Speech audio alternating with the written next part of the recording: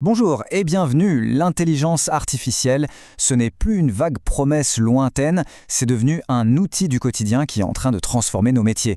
Mais la vraie question, c'est comment on exploite cette puissance pour vraiment booster sa productivité sans pour autant risquer des amendes colossales ou une crise de réputation. C'est exactement le guide pratique qu'on va bâtir ensemble, étape par étape.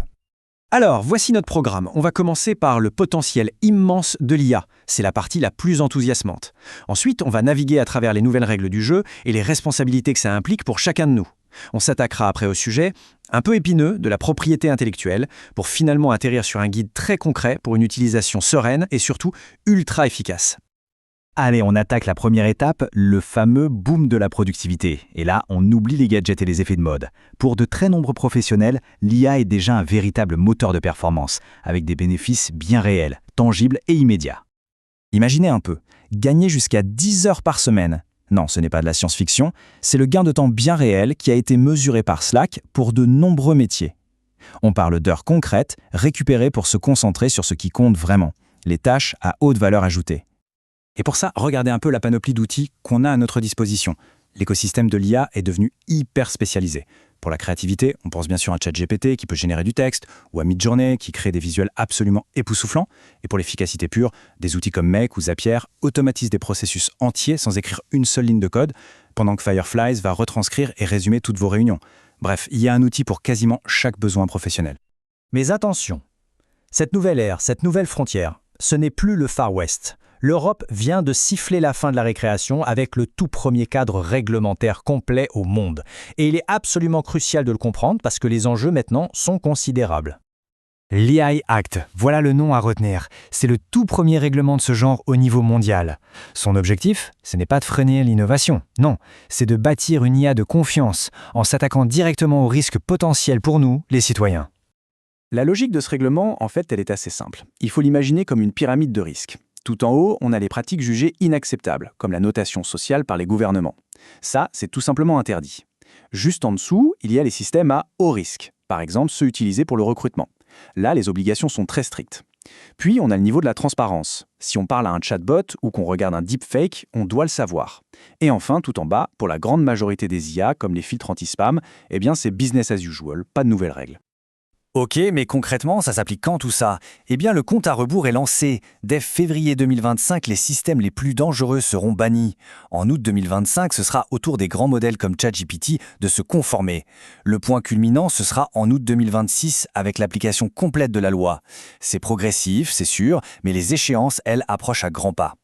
Et pourquoi faut-il prendre tout ça très au sérieux? Eh bien, pour ce chiffre, 35 millions d'euros. Ou 7% du chiffre d'affaires mondial de l'entreprise. Ce sont les sanctions prévues pour les infractions les plus graves. D'un coup, ça rend les choses beaucoup plus concrètes. Mais attention, la loi ne fait pas tout. Au-delà de la réglementation, il y a nos devoirs fondamentaux en tant que professionnels. Parce qu'avec ces nouveaux outils surpuissants, notre responsabilité individuelle est plus engagée que jamais. La question est très simple, mais la réponse est un peu plus complexe. Est-ce qu'on peut vraiment faire une confiance aveugle à une IA? La réponse courte, c'est non. Et c'est précisément là que commence notre devoir de vigilance. Et voici pourquoi. Ces chiffres, qui viennent d'une étude de Stanford, mesurent ce qu'on appelle les hallucinations. C'est quand l'IA invente purement et simplement des faits.